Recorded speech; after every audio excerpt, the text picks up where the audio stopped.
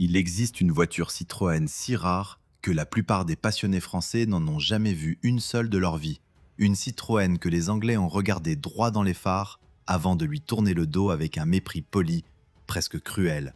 Ils l'ont trouvée laide, trop bizarre. Et pourtant cette machine méprisée, fabriquée à peine à 200 exemplaires sur une terre étrangère, vaut aujourd'hui une petite fortune, alors que personne, absolument personne, n'en voulait à l'époque. Voici l'histoire de la Citroën Bijou, la voiture que ses propres créateurs auraient préféré oublier. Pour comprendre comment une firme aussi française que Citroën a pu accoucher d'un tel objet sur le sol britannique, il faut d'abord accepter une idée qui dérange. Citroën n'était pas seulement une entreprise parisienne enracinée quai de Javel, c'était déjà, dès les années 20, une multinationale qui rêvait de conquérir le monde entier, et notamment ce marché immense et fermé qu'était l'Empire britannique. Le problème, c'est que les Anglais protégeaient farouchement leur industrie automobile. Ils avaient dressé un véritable mur douanier autour de leur île, ces fameux droits de douane qui rendaient toute voiture importée si chère qu'elle en devenait invendable. Pour un constructeur étranger, franchir la Manche avec ses véhicules revenait à se saborder financièrement avant même d'avoir vendu la première voiture. André Citroën, ce visionnaire flamboyant qui aimait les paris insensés, avait alors trouvé la parade. Puisqu'il était ruineux d'importer des voitures françaises en Angleterre, il allait tout simplement les fabriquer sur place. C'est ainsi qu'au mois de février de l'année 1926, une usine Citroën ouvrit ses portes à Slough, une ville industrielle du Berkshire située à l'ouest de Londres. Cette décision changeait tout. Une voiture assemblée à Slough n'était plus une importation, mais un produit britannique, échappant ainsi aux terribles taxes qui étranglaient la concurrence continentale. Sur ces chaînes anglaises, les ouvriers montaient des Citroën à conduite à droite, adaptés au marché local et destinés aussi à toutes les colonies de l'Empire, ce Commonwealth naissant où l'on roulait du mauvais côté de la route selon les Français, du bon côté selon les Anglais. Pendant des années, cette stratégie fonctionna plutôt bien. Slough produisait des Citroën qui se fondaient dans le paysage britannique, portant fièrement des noms anglicisés et arborant des finitions pensées pour séduire une clientèle exigeante, un peu snob, très attachée à ses traditions. Mais après la Seconde Guerre mondiale, un nouveau modèle allait débarquer sur ces chaînes et provoquer un choc culturel dont personne ne mesurait encore l'ampleur. Ce modèle, c'était la 2 chevaux. La fameuse 2 chevaux, celle que la France entière allait adorer. Cette petite guimbarde géniale, conçue pour transporter 2 paysans et un panier d'œufs à travers un champ labouré sans casser une seule coquille. En France, la 2 chevaux était un manifeste, une déclaration d'amour à la simplicité et à l'intelligence mécanique. Mais quand elle traversa la Manche pour être assemblée à Slough à partir de l'année 1953, les Britanniques la regardèrent avec une stupéfaction teintée de dédain. Cette chose leur paraissait grotesque, trop dépouillée, trop rustique, trop paysanne. Là où un Anglais voulait du cuir, du bois verni et une calandre respectable, la 2 chevaux offrait de la tôle ondulée, des sièges qui ressemblaient à des transats de plage et une capote en toile.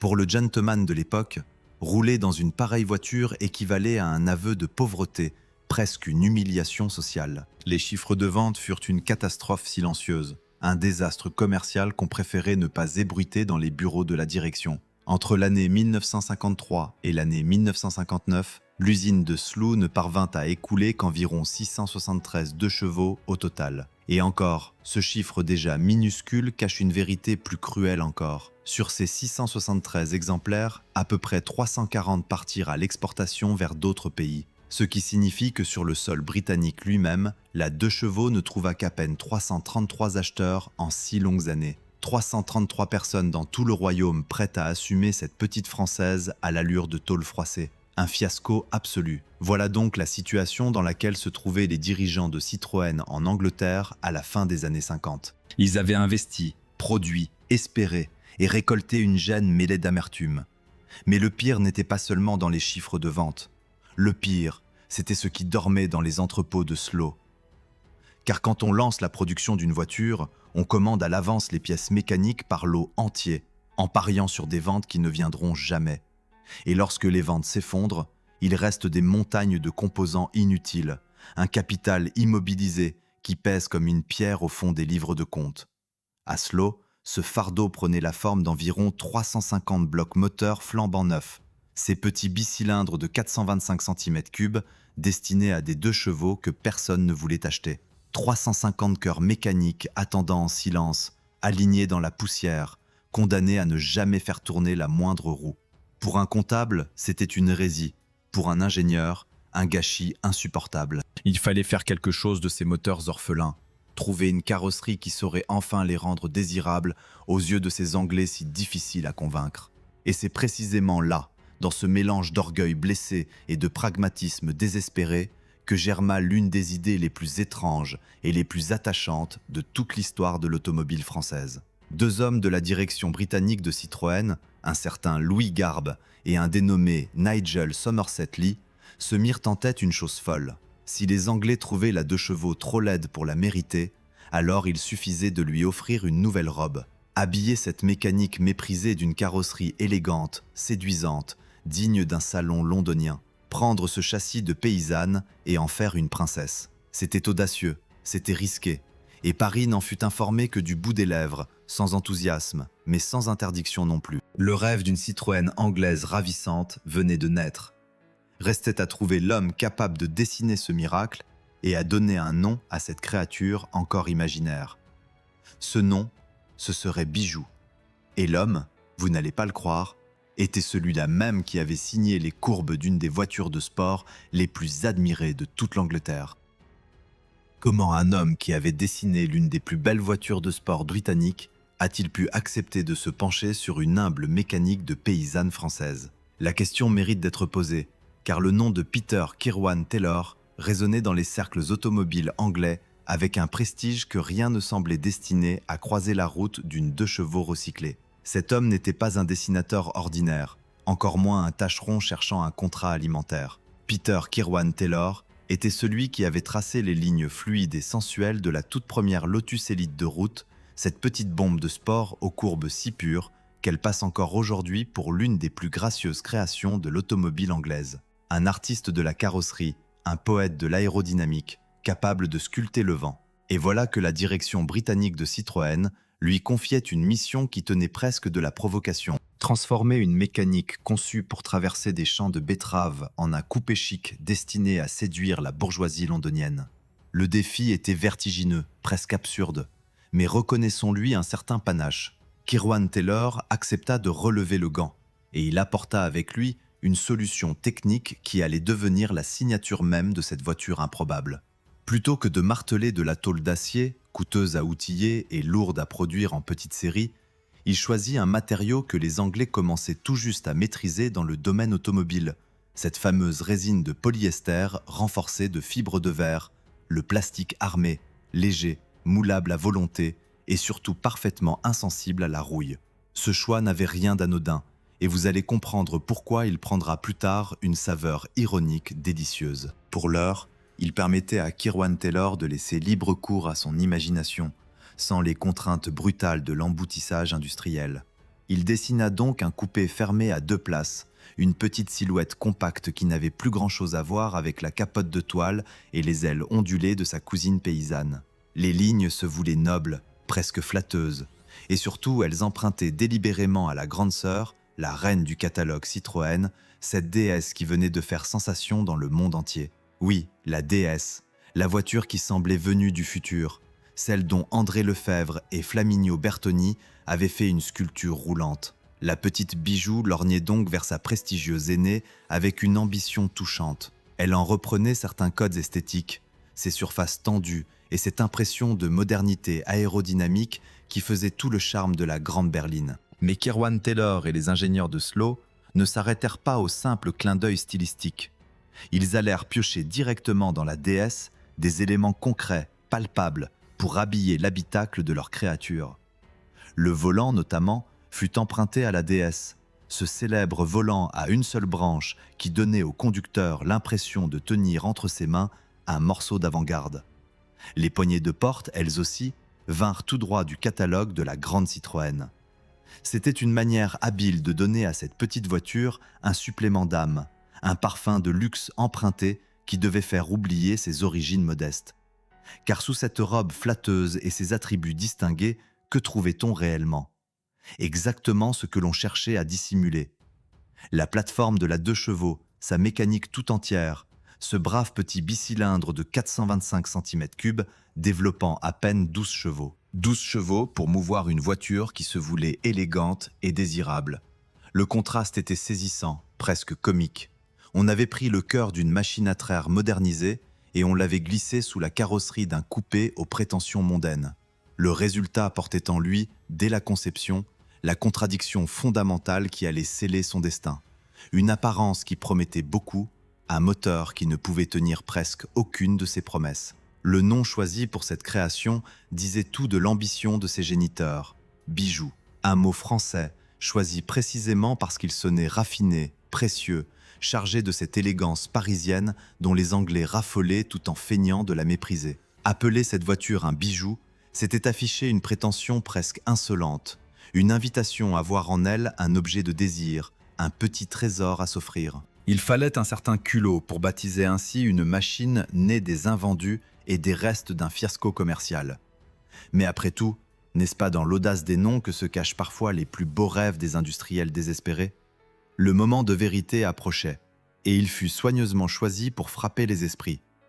La Bijou fit ses grands débuts au Salon de l'Automobile de Londres dans le prestigieux hall d'Earl's Court en l'année 1959. Représentez-vous un instant l'atmosphère de ce salon, la fébrilité des visiteurs, les chromes qui scintillent sous les projecteurs, les constructeurs du monde entier rivalisant d'audace pour capter le regard du public. C'était l'événement automobile de l'année, la grande vitrine où se jouait la réputation des marques. Et c'est là, sous les yeux de la presse et des acheteurs potentiels, que la petite Citroën anglaise fut présentée au monde, parée de tous ses atours, portant sur ses épaules les espoirs de sauvetage de toute une usine. Mais le sort réserva à la Bijou une coïncidence dont l'ironie dépasse l'entendement.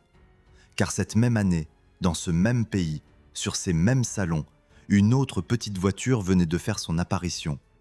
Une voiture minuscule, révolutionnaire, géniale, appelée à devenir l'une des plus grandes icônes de toute l'histoire automobile mondiale.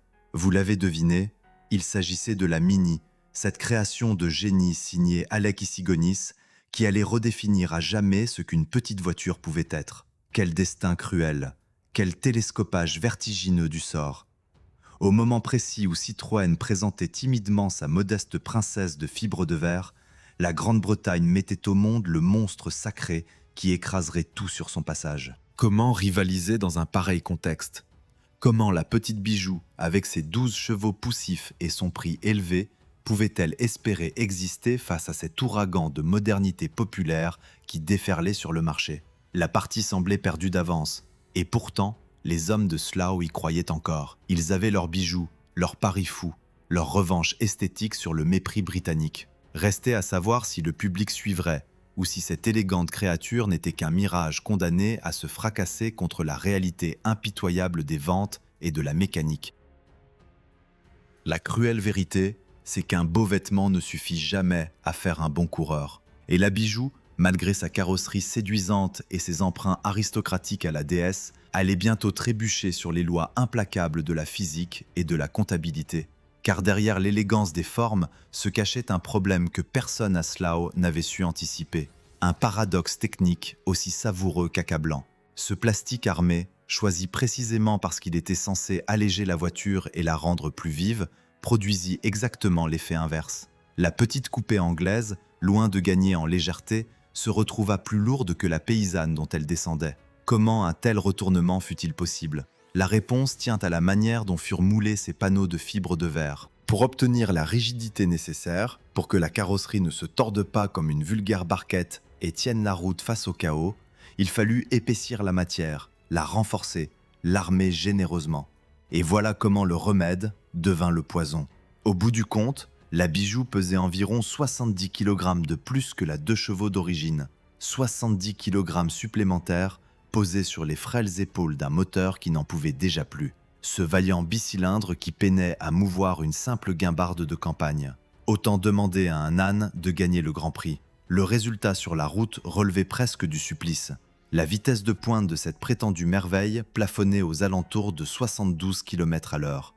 Vous avez bien entendu, 72 km à l'heure. dans une Angleterre qui découvrait ses premières autoroutes, dans un pays où la modernité se mesurait à la capacité de doubler un camion sans prier tous les saints du calendrier. Peut-on sérieusement vendre comme un objet de désir une voiture incapable de dépasser une bicyclette lancée dans une bonne descente? La question, aussi cruelle soit-elle, se posait avec une évidence gênante à quiconque prenait le volant de cette élégante limace. Mais les malheurs de la bijou ne s'arrêtaient pas à ses performances anémiques. Il y avait pire encore, un mal plus profond qui rongeait le projet de l'intérieur. La fabrication elle-même relevait du bricolage héroïque, d'une improvisation permanente qui trahissait le manque cruel de moyens de l'aventure. Rien à voir avec les chaînes rutilantes et rationnelles des grands constructeurs. Ici, tout se faisait dans une semi-clandestinité artisanale, à petite échelle, avec les moyens du bord. Et le maillon le plus fragile de cette chaîne bancale se trouvait du côté des carrosseries elles-mêmes, confiées à un sous-traitant spécialisé dans le plastique, la société CF Taylor Plastics.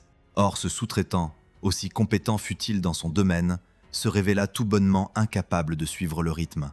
Les moulages de fibres de verre exigeaient du temps, de la patience, un savoir-faire minutieux qui ne se prêtait guère à la production en cadence soutenue. Chaque carrosserie sortait au compte-gouttes, laborieusement, comme une pièce d'orfèvrerie plutôt que comme un produit industriel. Comment espérer conquérir un marché quand on est incapable de fournir les voitures assez vite pour répondre à la moindre demande? Cette lenteur chronique transformait chaque commande en épreuve, chaque livraison en petit miracle logistique. L'usine de Slough se débattait dans un goulot d'étranglement dont elle ne parvenait pas à sortir.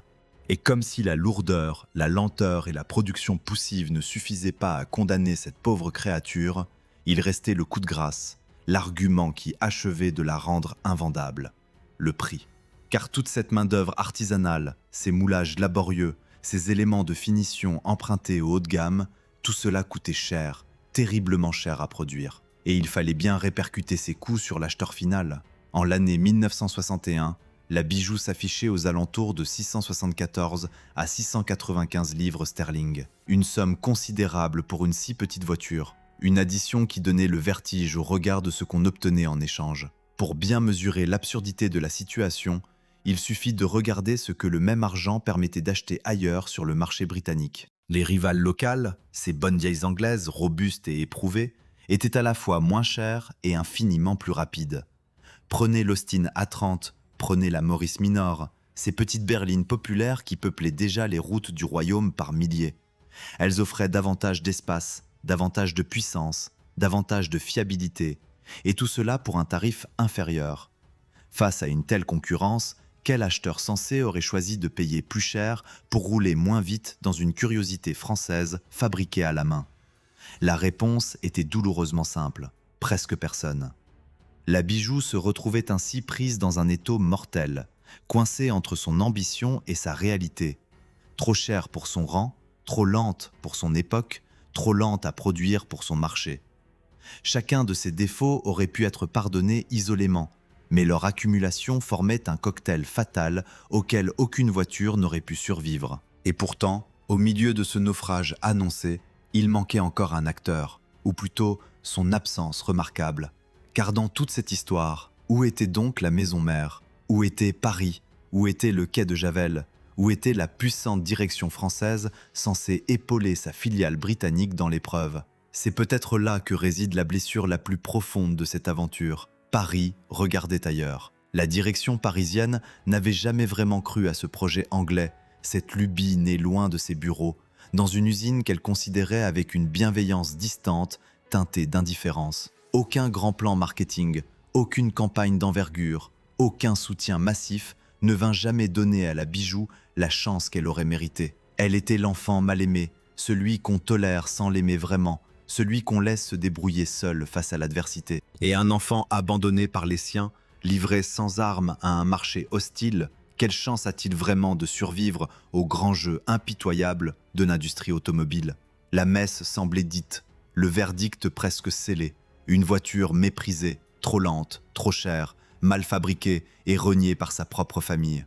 Il ne restait plus qu'à attendre le dénouement, à compter les rares exemplaires qui trouveraient malgré tout un acquéreur et à mesurer l'ampleur exacte du désastre qui se profilait à l'horizon des ateliers de Slough. Alors, quel fut le bilan chiffré de cette aventure anglaise?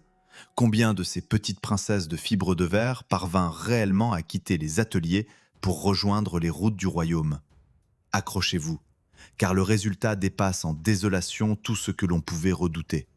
Entre le lancement en l'année 1959 et l'arrêt définitif en l'année 1964, soit 5 longues années d'efforts, d'espoir et de sueur, l'usine de Slough ne produisit qu'environ 207 à 211 exemplaires de la bijou, auxquels s'ajoutaient seulement 2 prototypes. Voilà tout ce qui restait de ce pari fou. Un peu plus de 200 voitures en 5 ans, quand les grands constructeurs en sortaient parfois autant en une seule journée. Prenons un instant pour laisser ce chiffre résonner dans toute son ampleur. 207 voitures. Cela représente une moyenne d'à peine plus de 40 exemplaires par an, soit environ 3 ou 4 par mois. Peut-on encore parler d'industrie automobile quand on assemble ces véhicules au rythme paisible d'un artisan qui prendrait son temps entre 2 tasses de thé? Cette production ridicule fit instantanément de la bijou l'une des Citroën les plus rares de toute l'histoire de la marque.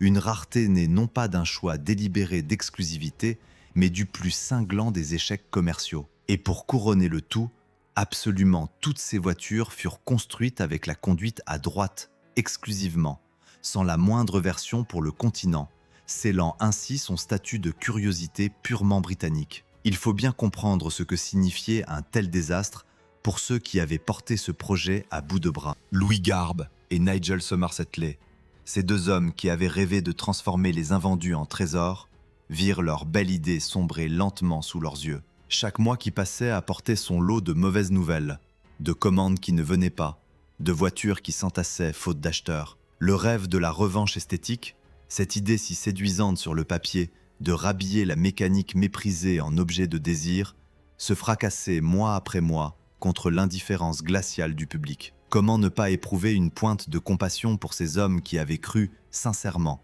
tenir entre leurs mains la solution à tous leurs maux? Car il faut leur reconnaître une chose, à ces rêveurs de Slough, leur intention n'était pas dénuée de génie. L'idée de départ possédait une logique implacable, presque brillante. Ils avaient un stock de moteurs sur les bras, une carrosserie qui ne rouillait pas, un designer de talent et le désir ardent de séduire enfin cette clientèle anglaise si rétive au charme français.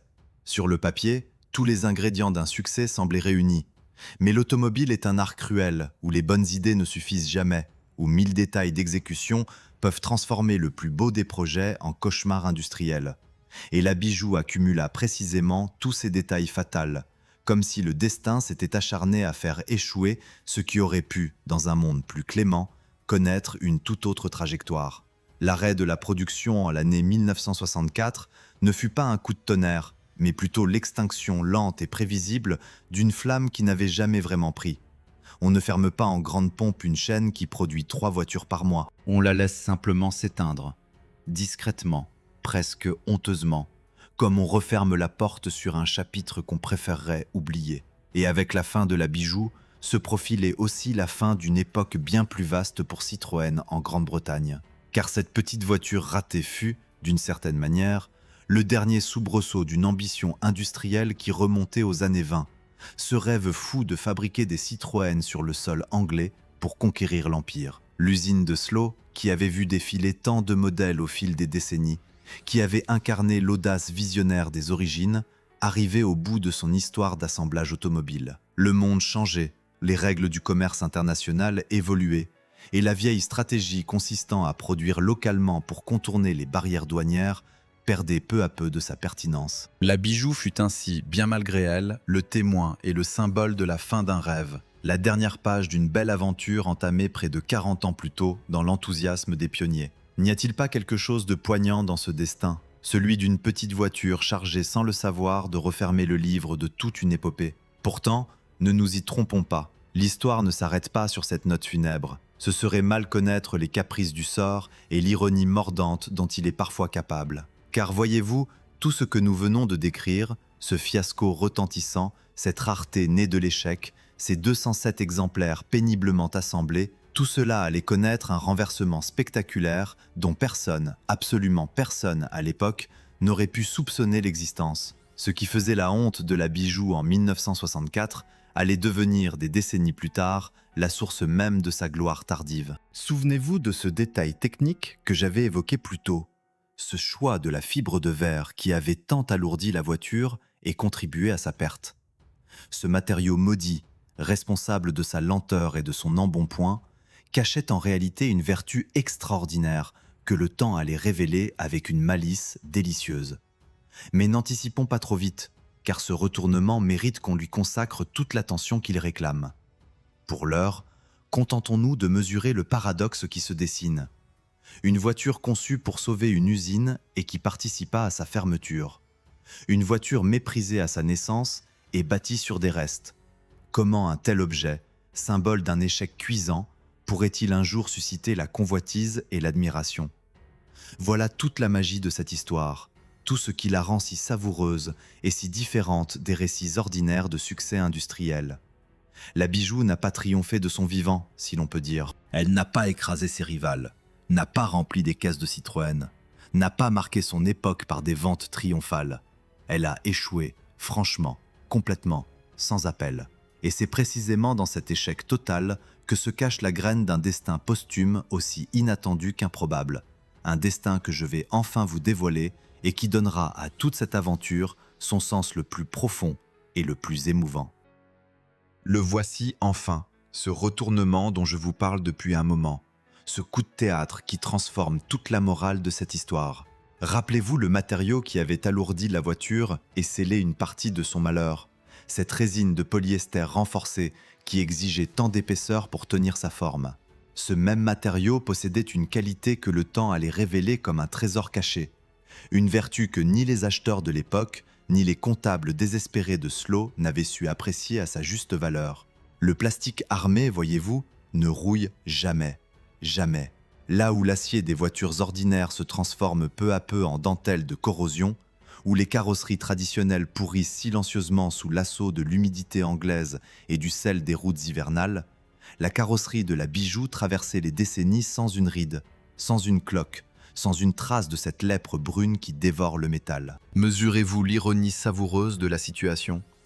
Ce choix technique tant décrié, responsable du poids excessif et de la lenteur poussive, se révélait être la meilleure police d'assurance qu'une voiture ancienne puisse espérer. Pendant que des millions de berlines de la même époque partaient à la casse, rongées jusqu'à l'os, les rares bijoux qui avaient survécu demeuraient étonnamment saines, préservés par cette carapace inoxydable qui les protégeait des ravages du temps. Le défaut d'hier devenait la qualité d'aujourd'hui. La malédiction se muait en bénédiction. N'est-ce pas là l'un des plus beaux pieds de nez que le destin puisse adresser à ceux qui avaient enterré cette petite voiture sous leur mépris?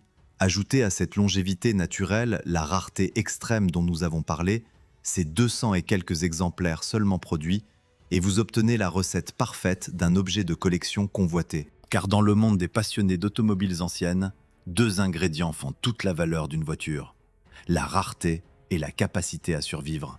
La Bijou possédait désormais les deux, par le plus grand des hasards, par cette combinaison improbable d'un échec commercial retentissant et d'un matériau providentiel. Ce qui était invendable et honteux en 1964 devenait au fil des décennies un petit Graal recherché par les amateurs éclairés, ceux qui savent que les plus belles histoires se cachent souvent derrière les plus cuisantes défaites. Aujourd'hui, posséder une Bijou n'a plus rien d'une humiliation sociale. Bien au contraire, c'est afficher un goût sûr, une connaissance pointue de l'histoire automobile, une tendresse pour les créatures méprisées qui ont fini par prendre leur revanche. Les collectionneurs se disputent les survivantes, traquent le moindre exemplaire caché dans une grange oubliée, restaurent avec amour ces petites coupées qui incarnent à merveille le charme des ratés magnifiques. Qui l'aurait cru franchement? Qui aurait parié un seul franc en voyant cette pauvre chose lente et coûteuse peiner sur les routes anglaises qu'elle deviendrait un jour un objet de désir chéri par les connaisseurs? Mais l'histoire réserve encore un dernier détail délicieux, une ultime pirouette technique qui en dit long sur l'astuce des passionnés. Souvenez-vous de ce moteur famélique, ce bicylindre de 425 cm3 qui peinait tant à mouvoir la voiture. Eh bien, certains propriétaires, animés d'un pragmatisme tout à fait compréhensible, décidèrent de remédier à cette faiblesse congénitale. Ils remplacèrent le petit moteur d'origine par un bloc plus généreux, celui de 602 cm3 équipant les 2 chevaux tardives. D'un coup, la vieille coupée anémique retrouvait un souffle qu'elle n'avait jamais connu à sa naissance, gagnant en vivacité ce qu'elle avait perdu en authenticité mécanique. La Bijou, après des décennies, obtenait enfin le cœur qu'elle aurait toujours mérité. Et c'est là, dans ce geste presque affectueux de ses admirateurs tardifs, que se dessine toute la portée de cette histoire. Cette voiture née pour sauver une usine, reniée par Paris, boudée par les Anglais, condamnée par sa lenteur et son prix, cette ratée absolue de l'industrie automobile a fini par gagner la seule bataille qui compte vraiment sur le long terme, la bataille de la mémoire, de l'affection, du souvenir ému. Elle n'a pas conquis son époque, mais elle a conquis le cœur des générations suivantes, ce qui vaut peut-être bien davantage qu'un triomphe commercial vite oublié. Que nous apprend au fond cette étrange épopée sur la différence entre le goût français et le goût britannique? Elle nous révèle un gouffre culturel profond, presque philosophique. Les Français, avec leurs 2 chevaux, avaient compris que l'intelligence pouvait être belle, que le dépouillement pouvait avoir une âme, que la fonction primait sur l'apparence. Les Anglais, eux, réclamaient du raffinement, des poignets chromés, une allure respectable, quitte à sacrifier la logique sur l'autel des conventions. La Bijou fut précisément le fruit maladroit de cette tentative de réconciliation entre 2 visions du monde inconciliables, un pont jeté entre 2 rives qui ne voulaient pas se rencontrer. Et peut-être son échec était-il inscrit là, dès l'origine, dans cette contradiction culturelle impossible à résoudre. L'aventure anglaise de Citroën s'est ainsi refermée sur cette note douce amère, cette petite voiture qui porta le poids symbolique de tout un rêve avorté. Slou a rangé ses outils, Paris a tourné la page, et le monde a presque oublié qu'une Citroën était née un jour sur le sol britannique pour tenter de séduire un peuple qui n'en voulait pas. Presque oublié, mais pas tout à fait. Car il reste ces quelques survivantes, ces témoins silencieux d'une folie industrielle magnifique qui roulent encore parfois sous le ciel d'Angleterre pour rappeler à qui veut l'entendre que les plus belles aventures méritent elles aussi leur place dans la grande histoire de l'automobile. Voilà mes amis, l'histoire de la Citroën Bijou, cette drôle de petite chose que le mépris avait condamnée et que le temps a réhabilitée. Si ce récit vous a plu, si vous avez ressenti un peu de cette tendresse que j'éprouve pour ces belles défaites oubliées, alors n'hésitez pas une seconde, laissez un pouce levé pour soutenir la chaîne, partagez en commentaire votre avis sur cette curieuse voiture ou vos propres souvenirs, et surtout, abonnez-vous pour ne manquer aucune des prochaines histoires que je vous réserve. Votre soutien est le carburant qui fait vivre ces récits. À très bientôt pour une nouvelle aventure sur les routes de notre mémoire automobile.